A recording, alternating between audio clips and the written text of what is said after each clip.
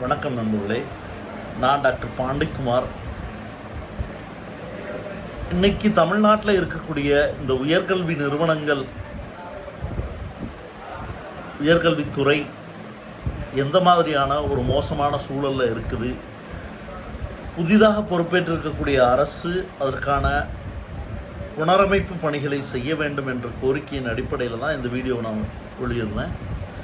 என்னென்னா, இன்றைக்கி நிறைய உயர்கல்வி நிறுவனங்கள் நிரந்தர ஆசிரியர்கள் இல்லாமல் தான் இன்றைக்கி உயர்கல்வி நிறுவனங்கள் செயல்பட்டுருக்கு. தமிழ்நாடு அரசு கல்லூரிகளாகட்டும், அரசு சட்டக்கல்லூரிகளாகட்டும், அங்கே எல்லாமும் கிட்டத்தட்ட 5-10% தான் நிரந்தர ஆசிரியர்கள் இருக்காங்க, பேராசிரியர்கள். மீதி எல்லாம் தற்காலிக பணியாசிரியர்களாக இருக்காங்க. அந்த தற்காலிக பேராசிரியர்களுக்கும் சரியான ஊதியம் இல்லை. யூஜிசி 7வது ஊதிய குழுவின் அடிப்படையில் 2019 ஒரு லெக்சருக்கு 1500, அதிகபட்சம் மாதம் ஒரு 50,000 ரூபாய் தரணும்னு சொல்லி ஃபிக்ஸ் பண்ணியிருக்காங்க. ஆனால் தமிழ்நாட்டில் 15,000, 25,000 தான் இப்போ தராங்கன்னு. இந்த நிலை மாறணும்.